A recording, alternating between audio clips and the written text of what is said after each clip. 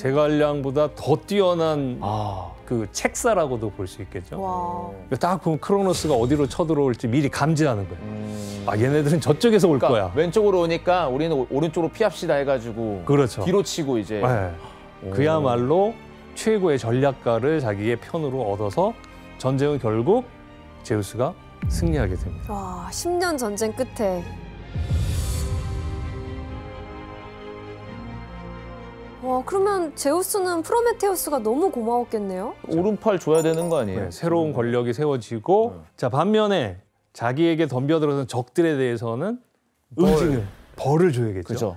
그래서 일단 이아페토스를 비롯해서 크로노스 등 12명의 티탄족은 전부 쫓아서 그 지하 세계에 가둬버려요. 야. 타르타로스에. 메노이티오스는 제우스랑 싸우는 도중에 번개를 맞고요. 그래서 번개를 맞고 자기 아버지와 함께 타르타로스로 갇히게 되고, 아틀라스는 그림을 한번 보면 아주 저게 아틀라스구나 하고 딱 알 수 있는 그림을 한번 볼 수 있습니다. 혹시 이 그림 보셨나요? 아, 이거 알아요. 얘가 세 바로 개를 다 들어올려야 되는. 네, 아틀라스인데 저 위에 있는 동그란 게 하늘을 이제 천구라고 보통 얘기하잖아요. 땅을 지구라고 한다면 땅을 이제 하늘을 둥글게 표현한 거죠. 와, 얼마나 무거울까. 야, 거북목이 다 되셨네. 저 때부터 벌 받는 걸 뭘 들게 하는 거예요. 그러니까 저거 내려놓으면 어떻게 돼요, 그러면? 그리고 탕 붙어버려요. 하늘 땅이 없는 거네요. 네. 그리고 한태리 씨, 그 아틀라스에서 나온 유명한 말이 또 있다면서요? 네, 있죠. Atlantic Ocean이라고 야. 한국말로 하면 대서양? 네, 대서양인데 거기에서 나오는 거죠. 왜냐하면 고대 그리스 사람들이 아틀라스가 그 맨 끝에서 살고 있다고 생각했었는데 거기는 바로 Atlantic Ocean 있는 그곳이죠. 신기하네요, 진짜. 재밌다. 자, 그러면 이제 프로메테우스에게는, 에피메테우스에게는 뭔가 상이 주어져야겠죠? 사실 제우스가 권력을 잡고 난 뒤에 했던 일 중에 제일 중요한 일은 권력을 적절히 나누는 것이라고 생각을 했어요. 제우스에 오면은 올림포스 12신 체제라는 걸 만들어가지고 권력을 좀 나누는 형태가 나오죠. 제우스는 이제 왕이고 옆에 있던 그 다른 신은 일종의 참모처럼 보좌하잖아요. 그런데 문제는 오늘 프로메테우스잖아요. 얘네들한테는 무슨 권력을 줬을까요? 뭘 줬을까? 한번 그림으로 확인해 볼까요? 저 남자분이 프로메테우스죠? 네, 프로메테우스고 여자분이 에피메테우스고. 아테나 여신입니다. 오. 아테나 여신은 태어날 때부터 완전 무장을 하고 나오죠. 지금 보면 그 이전까지는 신들만 있었다고 그랬잖아요. 네. 근데 이제 신들만 가지고는 이 세상을 적절히 채워나가기가 어렵다라고 생각을 해서 식물도 만들고 동물도 만들고 그 와중에 인간도 만들죠. 아, 그걸 이제 프로메테우스가 인간을 만든 건가요? 처음에는 그냥 신들이 만들었다 이런 표현도 있고 또 후대에 오면은 이 그림에서 보여주는 것처럼 프로메테우스가 만들었다라고 하는데, 근데 그때 당시에 인간들의 특징은 뭐였냐면 전부 남자였다는 거예요. 자, 그러면서 이제 이들에게 무슨 역할을 맡겼냐면 프로메테우스와 에피메테우스에게 너희들은 지금 신들이 만든 이 생명체에게 적절한 능력과 어떤 수단을 집어넣어줘라. 그래서 이제 에피메테우스와 프로메테우스가 서로 역할 분담을 했어요. 어떻게 했냐면 에피메테우스가 퍽 나서면서 형, 내가 이렇게 일단 막 집어넣을 테니까 나중에 와서 검사 좀 해줘. 에피메테우스가 막 만드는 거죠. 그 새들한테는 날개를 주면서 날아다닐 수 있게 하고, 뭐 맹수들한테는 발톱과 이빨을 주고, 뭐 이런 식으로 거북이한테는 딱딱한 등껍질을 주고 적절히 나눠준 거예요. 그리고 인간이 남아있는 거예요. 아무것도 없구나, 근데. 네, 줄 기가 아무것도 없는 거예요. 아니, 에피메테우스는 진짜 이름처럼 생각 없이 일을 했네요. 네, 그러고 열정이 보니까 넘치고. 일단 프로메테우스는 큰일 난 거예요. 자기에게 맡겨진 임무를 지금 실패한 셈이니까 나중에 제우스가 얘는 왜 이렇게 약해? 얘한테 왜 아무것도 안 줬어? 그러면 할 말이 없는 거잖아요. 그러면서 생각한 게 이 땅에는 이제 남은 게 없으니까 신들이 갖고 있는 거를 가져다가 줘야겠다. 헤파이스토스의 불을 훔쳐왔대요. 그리고 아테나 여신한테 가갖고 지혜를 이렇게 몰래 가져왔대요. 와. 그래서 요 두 개를 가지고 아 나는 여자를 만들어 준 줄 알았죠. 불 같은 사랑을 하라. 아니 처음에 남자만 만들었다 그래서. 프로메테우스는 그렇게 생각하지 않고 불과 그 지혜를 가져다 줬다라고 하죠. 그런데 문제가 하나 있었어요. 이때만 해도 불은 신들의 것이라서 제우스는 특별히 인간에게 불을 주려고 하는 그 프로메테우스를 의심하기 시작했던 거예요. 오? 왜 그랬을까? 프로메테우스를 딱 보니까 자기가 권력을 잡는데 상당히 큰 도움을 줬잖아요. 네. 그러니까 고마운 존재이기도 하지만 또 다르게 생각하면 두려운 위협이 존재인 될 거예요. 수 가장 나를 있으니까. 많이 하는구나. 게다가 프로메테우스에게는 두 가지가 걱정이 되는 거예요.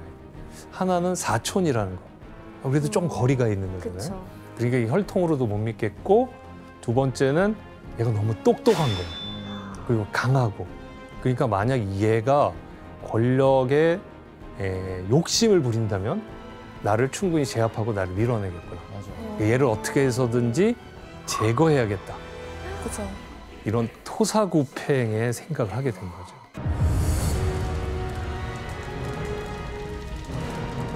그러기 위해서 어떻게 해서 벌을 주거나 뭔가 추방을 시켜야 되는데 명분이 있어야 되잖아요.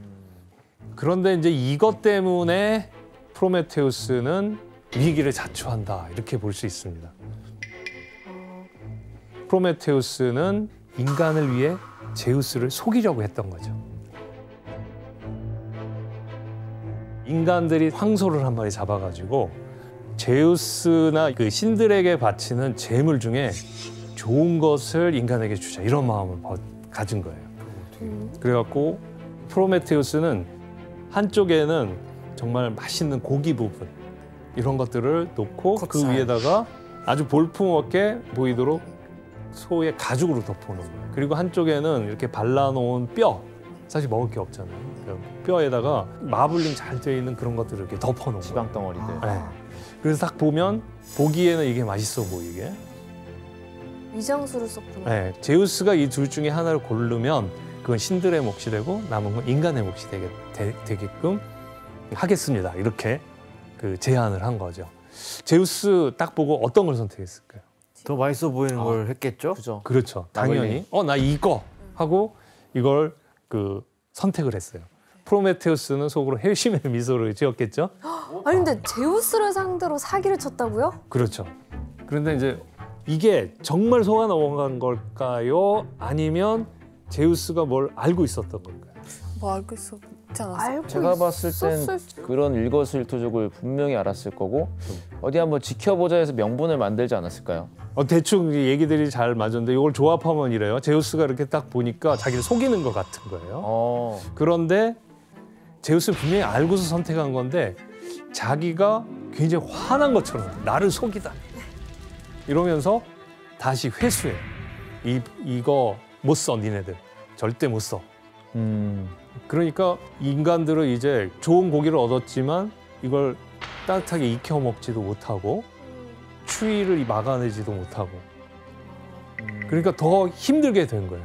그러니까 프로메테우스는 인간들을 위해서 그 노력을 했지만 그 결과는 오히려 반대로 인간들에게 오히려 고통이 됐고 제우스는 그 인간들이 더 힘들게 일해야만 더 먹고 살게 이렇게 만들어준 거예요. 근데 좀 궁금한 게 있습니다, 예. 교수님. 아무리 그래도 제우스가 이제 벌을 준다고 인간한테 벌을 준다고 했잖아요. 예. 근데 또 이제 어떻게 보면은 인간을 창조한 아버지인 프로메테우스가 음. 이걸 보고 가만히 있지 않았을 것 같은데. 예. 네네. 그러니까 프로메테우스가 그 다음에 또 한 일이 있는데 그것도 그림으로 한번 볼까요? 네. 누가 누군지 아시겠어요? 자고 있는 건 제우스? 제우스. 그림을 그릴 때 독수리가 제우스의 상징이어서 제우스고요.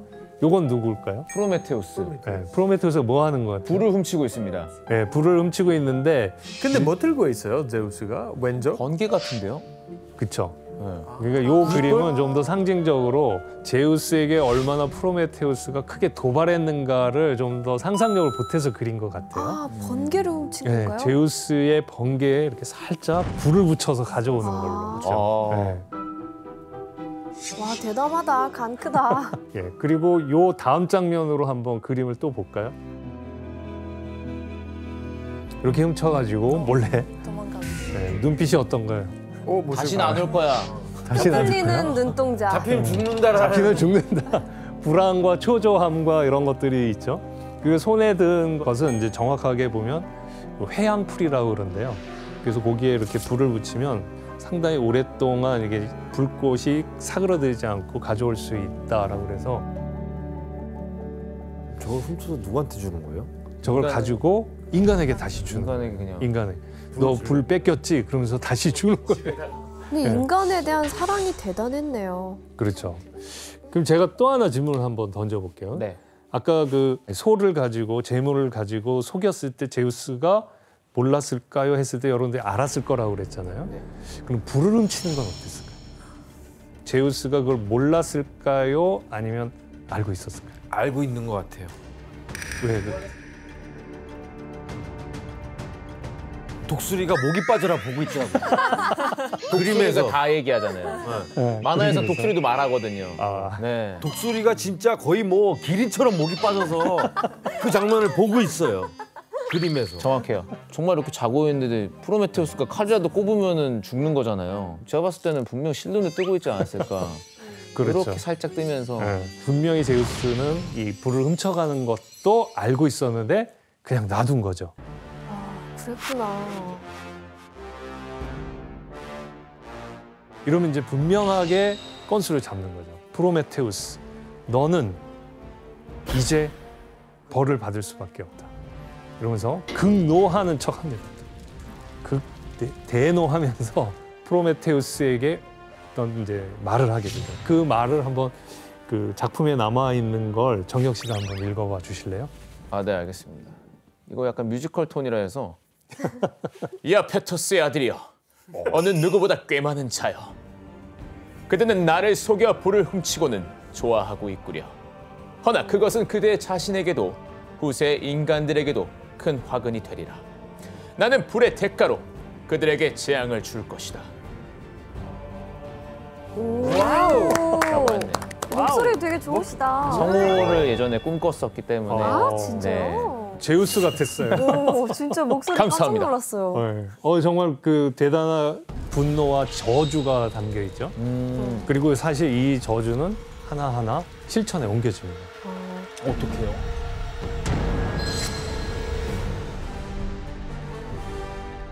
그 제우스가 데리고 있던 수행원 중에 비아와 크라토스라는 애가 있습니다. 비아는 폭력이란 뜻이고 크라토스는 힘이란 뜻이에요. 힘과 폭력을 보내는 거죠.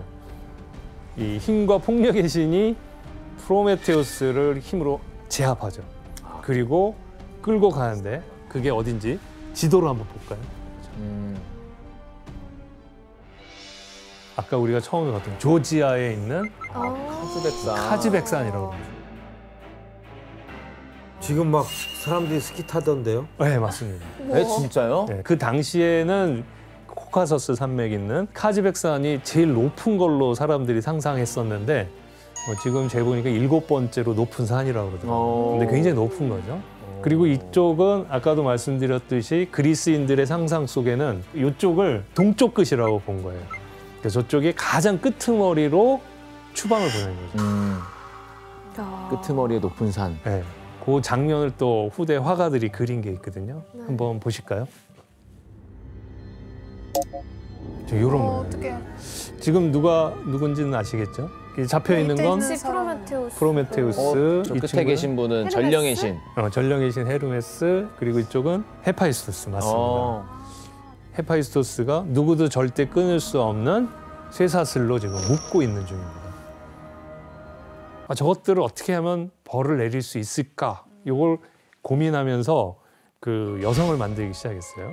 그래서 헤파이스토스한테 야, 멋진 여성을 한번 만들어봐. 그래가지고 진흙으로 여성을 신과 닮은, 여신과 닮은 여성을 만들었대요.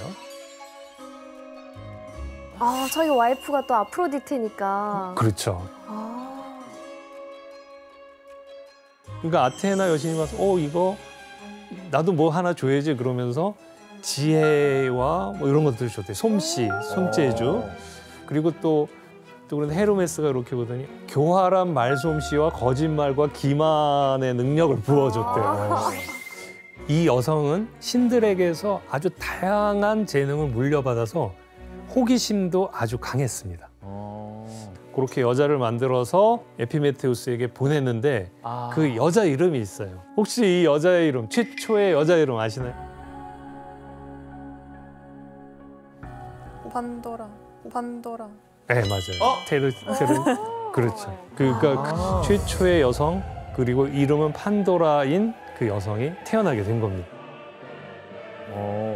근데 그 판도라의 이름에 되게 특별한 이름이 있다고 하더라고요, 안드레아 씨. 맞아요. 판이라는 그 부리가 모두 다, 모두 다. everything. 판, 도라, 그리스 말로 선물. 그래서 모든 신들한테 받은 선물이 이런 인물로 표현하게 됐다. 그래서 판도라. 너무 좋은 이름이네요. 그러니까요. 자, 그래서 이걸 그러니까 제우스가 그렇게 여자를 만들어서 에피메테우스에게 보냈는데 근데 이때 프로메테우스가 이 묶여 들어가기 전에 뭐라고 그랬냐면 에피메테우스한테 야, 나는 곧 제우스의 벌을 받고 있는데 제우스가 분명히 인간들에게 고통을 주기 위해서 너한테 선물을 보낼 것이다. 선물. 그러니까 제우스한테 보내는 선물을 절대 받지 마라. 아, 그게 함정이구나. 네, 그렇게 얘기를 했었어요. 그런데 헤르메스가 이 판도라를 데리고 와서 에피메테우스 잠깐 나와봐. 제우스가 뭐 보낸 게 있어. 그러니까 에피메테우스가 깜짝 놀라겠죠. 제우스가. 그럼 이건 절대 거부해야지. 나 안 받아 이러고 문을 여는 순간 들어오세요. 어서 오세요. 산은 뭘로 드릴까요?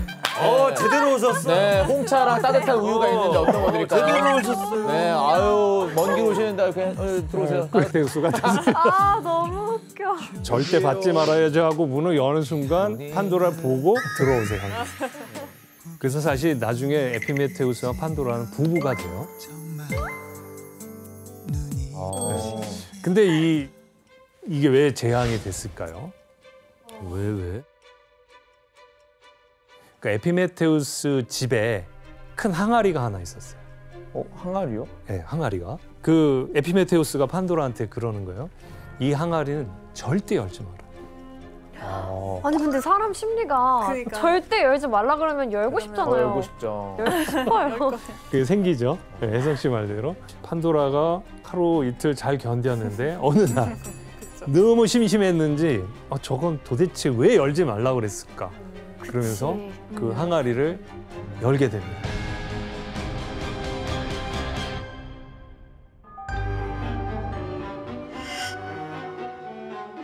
그림을 이제 저런 사람으로 의인화시켰는데 이 놀라는 건 누구겠어요? 에피메테우스요. 네, 에피메테우스죠. 큰일 났다 이거죠. 네. 근데 교수님 우리는 보통 이제 판도라 상자라 그러잖아요. 네. 그렇죠. 근데 교수님은 항아리라고 하네. 네. 그러니까 왜 상자라고 안 하고 그 항아리라고 그러냐면 그러니까 피토스라는 원문이 있는데 번역하면서 피토스를 픽시스로 잘못 읽었다는 거예요. 근데 픽시스가 뭐냐면 상자라는 거예요.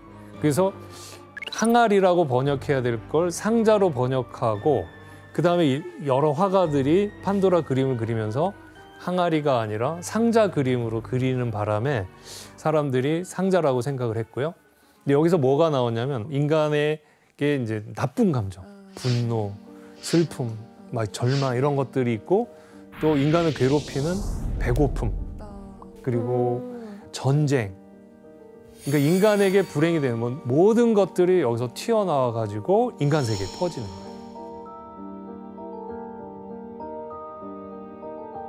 온갖 악의 근원이 예. 나온 거네요. 깜짝 놀란 거예요. 판도라도 아차 싶어갖고 뚜껑을 딱 닫았대요. 근데 그 속에 하나가 빠져나가지 못했던 것이 저기 저 항아리에 남은 하나인가요? 뭔지 아시나요? 희망. 희망? 네. 네, 뭔가 희망이라고 그렇죠. 네, 알려졌죠. 근데 거기서도 질문이 하나 있을 수 있죠. 그 항아리에는 인간들에게 해로운 것만 넣어뒀다고 그랬잖아요. 네. 근데 왜 희망이 있어? 그 희망이 왜 거기 있죠? 왜냐면 희망도 사실 부정적일 수도 있어요. 왜요? 뭔가 없는 거를 그렇지, 뭔가 없는 거? 없는 거를 계속 기대하게 되고. 그렇죠. 희망 고문처럼. 고문처럼 그렇죠. 네. 희망이 있기 때문에 어려움도 극복하려고 노력을 하고 더 힘들게 일하고 자꾸 고통을 감수하고. 네, 고통을 또 감수하고 참아내고. 현재 행복을 포기하고. 네, 맞아요. 그럼 희망 부정인가요 혹시? 거기에 들어있다는 걸 우리가 새겨보면 희망은 사실 인간에게 좋은 것이 아니었다. 뭐 이런 되게 얘기가 있고요. 철학적이다. 근데 희망을 좋게 보는 사람들은 어떻게 또 얘기하냐면 그 속에는 인간들에게 좋은 것들이 들어있었다고 해석하는 사람들이 있어요. 원래 좋은 것들이 거기 잔뜩 있었는데 판도라가 그걸 열자 그 인간들에게 좋은 뭐 사랑, 평화, 행복 이런 것들이 전부 하늘나라로 올라갔다는 거예요. 신들의 세계로. 그래서 인간에겐 고통만 남아있고 그 판도라가 깜짝 놀라서 마지막 닫은 게 희망 하나. 그래서 인간에게는 모든 좋은 것은 다 날아가고 희망 하나만 남았더라. 이렇게. 판도라가 잘못했네. 재밌다. 결국 제우스가 판도라를 보내서 인간들에게 내렸던 벌이라는 거는 고통 없이 살던 인간들에게 각종 시련을 맛보게 해주는 거였잖아요.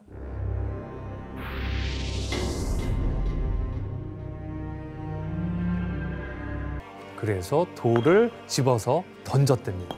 데우칼리온도 던지고 피루라도 던지고. 어떤 일이 일어났을까요? 진짜 막 사람이 만들어졌어요? 그림 한번 설마. 보실까요? 돌을 던지는 순간 그 돌이 꿈틀꿈틀꿈틀하면서 사람으로 변신한 거예요. 그러네. 사람이 막 생겨나네. 사람이 생겼다고? 그러니까 그 신탁을 정말 영리하게 잘 해석을 한 거네요. 그렇죠. 근데 저 네. 뒤에 계신 분은 돌에 맞을 것 같아서 무서워하시는 것 같은데요? 이렇게 하시는 것 같은데? 근데 흥미로운 건 데우칼리온이 던진 돌은 남자가 되고 피루라가 던진 돌은 여자가 됐답니다. 오, 신기하다. 이렇게 해서 인간을 멸종시키려고 했던 제우스의 뜻은 꺾이고 새롭게 새로운 인생이 인간들이 태어난 거죠.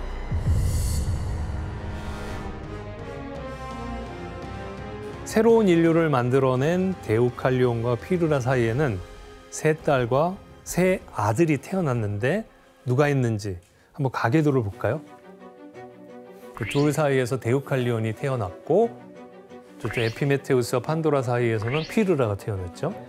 그래서 둘 사이에 누가 태어나냐면 헬렌이 태어납니다. 헬렌이라는 남자 아들이. 요들로부터 해가지고 태어난 사람들, 요들의 자손들이 그리스 전체의 중요 부족들을 대표한다고 그래요.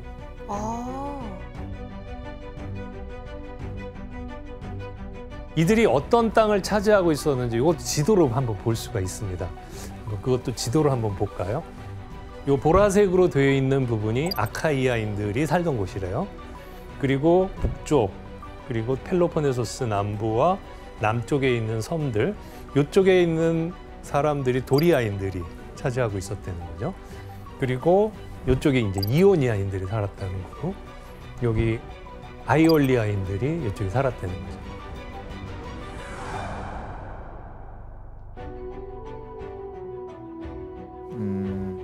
그래서 우리가 한국 사람들 우리는 당군의 자손이야. 네. 이런 것처럼 그리스 사람들은 우리는 헬렌의 자손이야.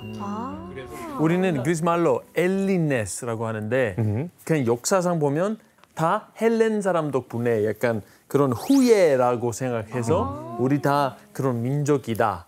그래서 어떻게 보면 우리의 문명을 헬렌 그리고 프로미티우스 덕분이죠. 네, 그 헬레니즘이란 단어도 거기서 온 건가요? 맞습니다. 헬레니즘이 뭐예요?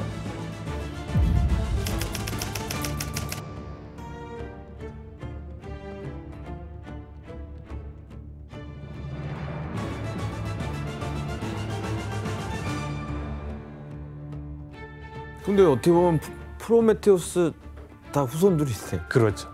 하늘의 영역, 즉 신들의 영역은 제우스가 권력의 일인자로서 지배하고 있었지만 프로메테우스는 땅, 즉 우리가 그리스라고 부르는 땅의 그 지배자가 되었다 이렇게 볼 수 있겠죠. 그렇게 해서 제우스와 프로메테우스의 대결 과연 어떤 결말이 났는지 한번 보도록 하죠.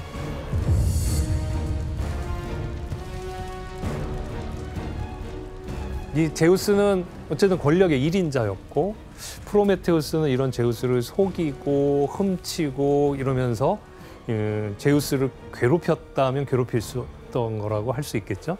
그래서 제우스는 프로메테우스를 아까 묶어놨었는데 이 묶어놓으면 제우스의 승리로 딱 굳어질 것 같죠. 그쵸? 네. 사실 프로메테우스가 묶이면서 이 싸움은 더 격렬해집니다. 왜죠? 왜냐하면 이 모습에서 보면은 지금 고통스러워하는 것 같지만 이 모든 상황에서 프로메테우스는 절망하지도 그리고 굴복하지도 않으면서 제우스에게 강하게 저항하는 모습을 보여줬대요. 근데 뭘 갖고 저항할까요?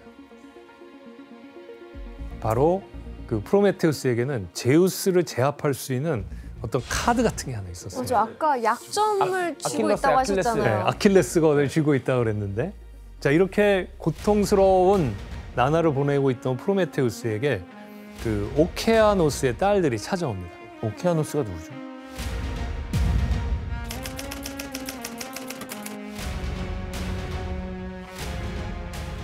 그 오케아노스의 딸들이 찾아왔다는 거는 그 프로메테우스 입장에서는 처제들이 찾아온 거죠. 네, 그런데 거기다 대고 형부 왜 이렇게 고생하면서 매달려 계세요? 제우스에게 용서를 빌고 빨리 내려오세요. 그랬더니 난 그럴 수 없다. 지금 제우스가 나를 이렇게 묶고 떵떵거리면서 위세당당하지만 제우스도 곧 몰락할 것이다.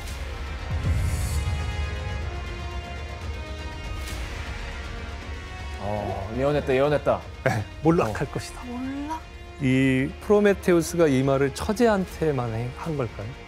일부러 들으라고 여기저기 퍼뜨리나 보다. 저 산꼭대기 제일 높은 데 올라가가지고. 제우스 임금니기는 들으라고? 당나귀기처럼. 그런 것처럼. 그렇죠. 이 프로메테우스는 결국 제우스 들으라고 한 아, 거죠. 너 듣고 있지? 하면서. 네. 그리고 넌 어떤 결혼에 의해서 몰락할 거야. 너무 궁금하겠는데요? 그렇죠. 제우스가 혼쭐 내렸네요. 무슨 미치겠는 결혼식이야? 거예요. 그래서 이걸 무시하려고 그러는데 누구의 말이 프로메테우스의 말이니까 무시는 못한 거예요. 그러니까 그 다음에 헤르메스를 가서 그게 누구와의 결혼인지 내가 누구와 사랑을 나누면 안 되는지 그거 좀 알아봐라. 그래가지고 헤르메스가 와요. 아버지께서 그대에게 명령하시기를 그분을 권자에서 축출할 거라고 그대가 허풍치는 그 결혼이라는 것이 대체 뭔지 아뢰라 하시오. 제우스는 어떤 고문으로도 어떤 계략으로도 나를 움직여 내가 알고 있는 비밀을 말하게 할 수 없을 것이다. 그가 이 치욕스런 사슬에서 나를 풀어주기 전에는 어리석은 자여. 이만큼 고초를 겪었으면 아직 시간이 있을 때 제발 정신 좀 차리시오. 아파. 자, 지금 아주 두 분이 실감나게 해주셨는데 헤르메스가 너 말하지 않는다면 더 큰 형벌을 내릴 수도 있어. 그러면서 또 협박을 해요. 그 형벌이 뭔지는 한번 그림으로 볼까요?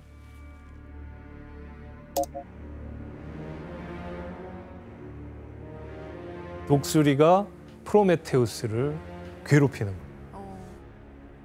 헤르메스가 뭐라고 그러냐면 지금은 이렇게 묶여 계시지만 프로메테우스님이 말씀 안 하시면 제우스께서 곧 당신을 이 절벽을 무너뜨려 갖고 땅속에 가라앉게 한다고 그러셨습니다.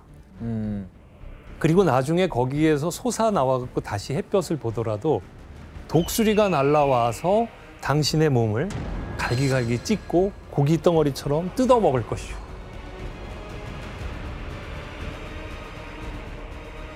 그러면서 특히 간을 쪼아 먹게 했다는 거예요. 왜 하필 간을 쪼아 먹게 했을까요? 다시 자라서? 네, 첫 번째 얘기는 이 인간 몸 중에서 재생력이 제일 큰 곳이 간이라고 그래요. 아, 그래요? 네, 그러니까 제우스가 프로메테우스를 가장 괴롭힐 수 있는 거는 쪼아 먹어서 죽을 똥말똥할 때 다시 살아나고 죽을 똥말똥할 때 다시 살아나게 할 수 있는 유일한 부위가 간이라는 거예요. 그래서 그렇게 하면 영원히 벌을 받을 수 있게 만든다. 이런 점에서 간이라고 하는 설이 하나 있는데 그것보다 더 좀 진중한 또는 의미 있는 그 설명은 이 가는 어떤 생명, 용기, 그리고 영혼, 지혜 뭐 이런 것들을 상징했다고 그래요. 많이 들어가 있네요. 예, 그래서 만약 간을 공격한다는 거는 이 사람의 길을 꺾겠다는, 아, 이게 계속 자라난다는 의미는 꺾이지 않는다는, 이 수백 년에 걸친 형벌을 받았음에도 불구하고 프로메테우스는 입을 열지 않았어요. 내가 원하는 것을 들어주고 나를 풀어주지 않는다면 난 절대 말할 수 없다. 와 대단하다. 그러니까 어쨌든 끝까지 얘기를 안 한 거예요, 그러면? 여러분 같으면 어떻게 하겠어요? 내가 봤을 때 저 뭐 없는 것 같아요, 아니. 프로메테우스. 그냥 뭐 없는데 괜히 찝찝하게 만든 거 있잖아. 아무것도 없는데 내가 예언가라는 걸 알고 있으니까. 사실 프로메테우스가 만약 이렇게 쉽게 얘기를 해주면 제우스가 일단은 들어주고 풀어주는 척하면서 나중에 또 묶을 수 있죠. 근데 저 얘기 안 하고 가만히 있으면 계속 그 괴롭힐 거 아니에요. 그럼 그것도 견디기 어렵고. 누가 중재자가 나타나야 되지 않을까요? 중재자가. 그 중재자에 해당하는 인물이 있긴 있습니다. 자, 요 그림입니다. 뭐야? 프로메테우스 매달려 있죠. 그리고 제우스가 보낸 독수리가 매일매일 쪼아 먹었죠. 저 누구지?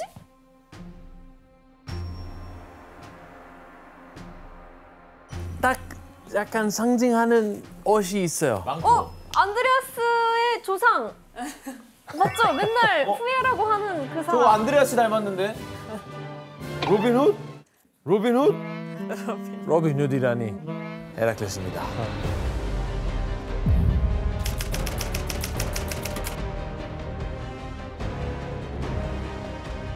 근데 헤라클레스인 걸 어떻게 알아볼 수 있냐면 일단 헤라클레스 하면은 활과 화살을 잘 쏘는 거, 화살을 잘 쏘는 거. 저 뒤에 그 사자 가죽인가요? 그렇죠. 예, 사자를 잡아서 이렇게 입었다라는 얘기.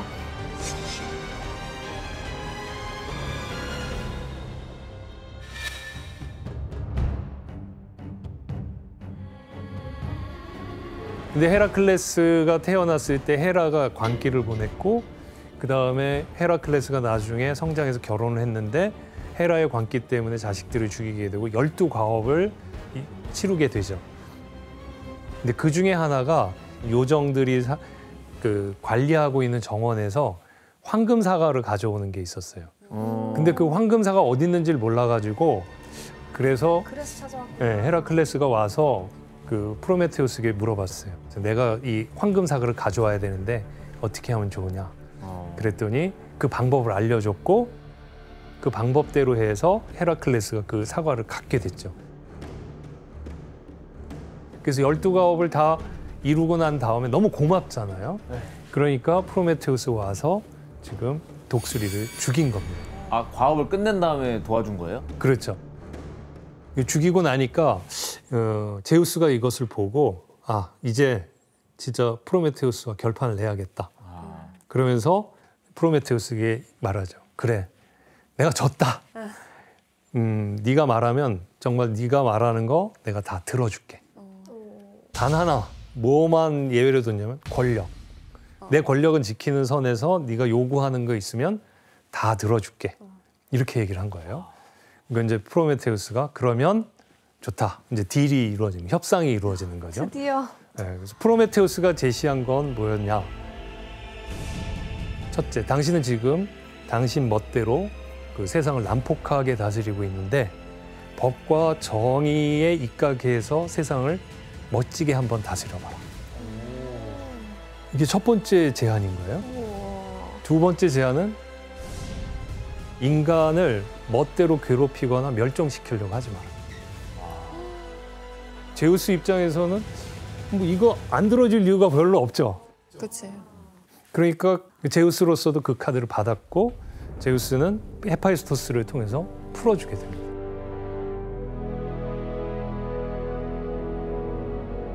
그럼 자식에 대해서 몰락은 안 당했네요.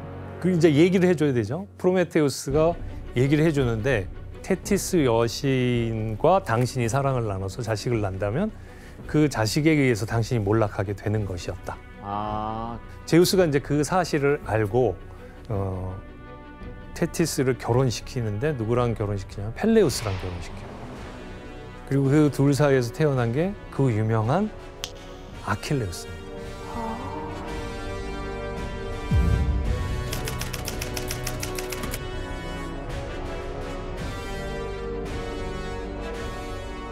그래서 이제 제우스는 안심하고 이제 그 프로메테우스를 풀어줬고, 프로메테우스는 더 이상 이제 신화에서 어떤 역할을 하지 않고 조용히 물러나서 인간들을 잘 돌보는 신으로 남게 되고, 그 제우스는 이 이후부터 난폭한 폭군의 이미지를 벗어나서 정의와 법도를 가지고 인간 사회와 세상을 지배하는 신으로 그렇게 거듭났다.